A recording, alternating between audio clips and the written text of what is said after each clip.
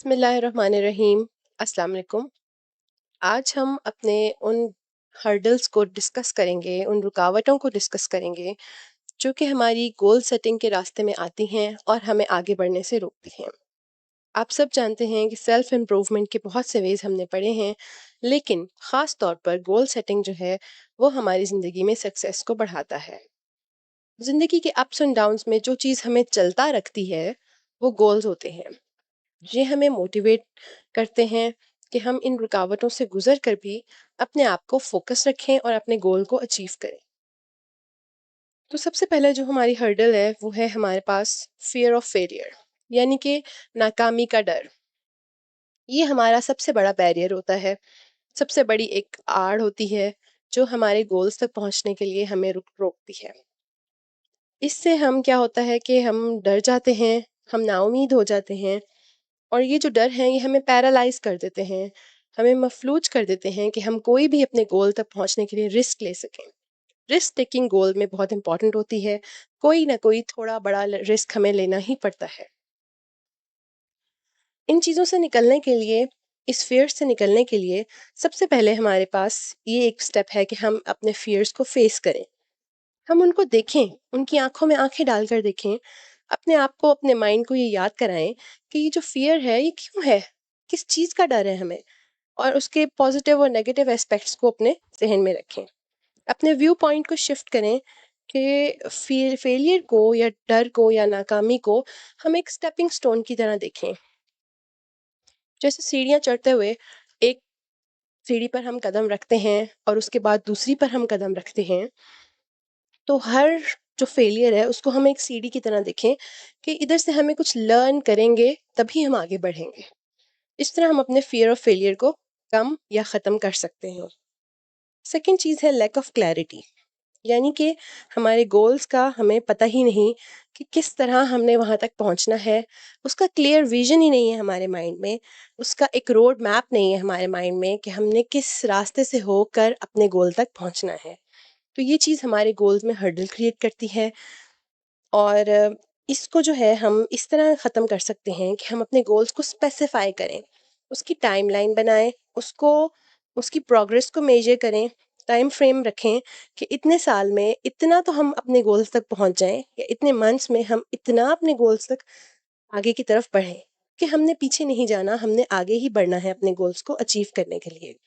और time frame से ये होता है कि हम अपने गोल्स को ट्रैक पे रख सकते हैं, इधर उधर भटकने की बजाय हम सीधा अपने गोल की तरफ ही जाते हैं। थर्ड स्टेप है जी प्रोक्रेस्टिनेशन। प्रोक्रेस्टिनेशन जो है एक बहुत ही वास्ट सब्जेक्ट है जो कि हमारे इस गोल सेटिंग में जो है सबसे बड़ी रुकावट आप कह लें वो है। इसको हम साइलेंट ड्रीम किलर भी कहते हैं। प्रोक्रेस्टिनेशन यानी कि सुस्ती, कि हर एक को किसी न किसी पॉइंट पर अफेक्ट करता है। और प्रोक्रेस्टिनेशन करने वाले को पता होता है कि ये काम तो बड़ा ही आसान है, हम इसको इजीली कर सकते हैं, फिर भी वो इधर उधर डिस्ट्रैक्शंस में पड़ जाता है।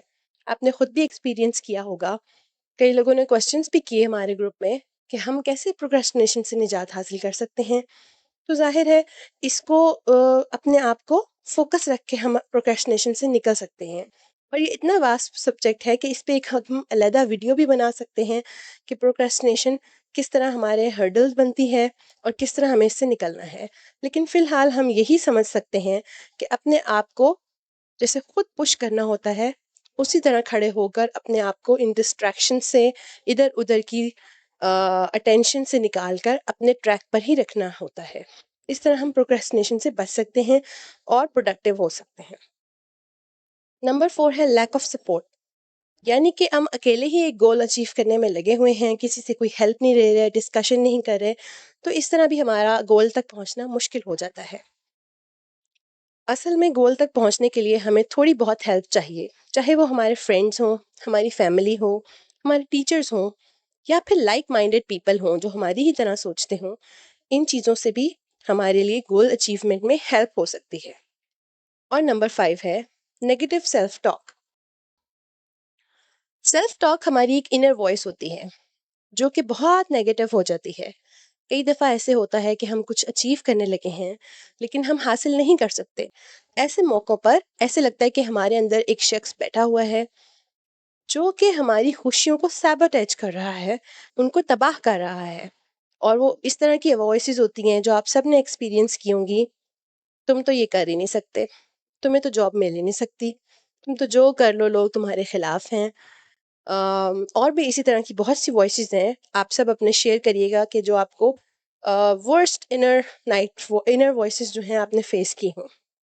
इन चीज़ों से क्या होता है कि हमारा सारा कॉन्फिडेंस ख़त्म हो जाता है, हमारी एबिलिटीज़ ख़त्म हो जाती हैं और हमें हाई लेवल का स्ट्रेस और मेंटल हेल्थ इश्यूज आने लग जाते हैं। इससे हम बच कैसे सकते हैं नेगेटिव सेल्फ टॉक से? सबसे पहले तो हमें इनको चैलेंज करने की ज़रूरत है। हम इनको चैलेंज करें कि नहीं, ऐसा नहीं है, मैंने फलानी जगह पे अप्लाई किया था, मैंने फलानी जगह अप्लाई किया था, इन 10 में से 1 या 5 में से 3 का आंसर आया था। तो ऐसी बात नहीं है कि मुझे जॉब नहीं मिल सकती, थोड़ी सी मैं मेहनत करूँ मुझे जॉब मिल जाएगी। या सेकंड वे है कि आप अफर्मेशंस करें, अपने आप को बार बार दोहराएं, अपने सबकॉन्शियस को याद कराएं कि मैं इस मेरे अंदर ये काबिलियत है। और अफर्मेशंस आपने खुद बनानी होती हैं, जो आपको अपने लिए बेस्ट लगता है आप उसकी अफर्मेशन बनाएं और उसको रिपीट करें। सेल्फ केयर, अपना ख्याल रखें, अपनी हेल्थ का, अपनी मेंटल हेल्थ का, अपनी लर्निंग एंड ग्रोथ का ख्याल रखें। उन लोगों से भी दूर रहें जो आपको बताते हैं कि तुम नहीं कर सकते, तुम ये कर ही नहीं सकते।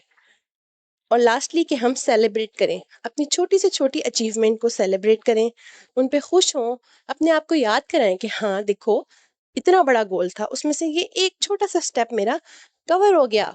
चलो जी, सेलिब्रेट करें, शुक्र करें अल्लाह का। और बताएं सबको, अपने घर वालों को, फैमिली को कि देखो मेरा ये विन हुआ, मैं यहाँ तक पहुंच गया। तो इन चीज़ों से हम इन हर्डल्स को क्रॉस कर सकते हैं। और आई होप ये हेल्पफुल वीडियो होगी आप सबके लिए। और wish you all the best for your goals. Thank you so much.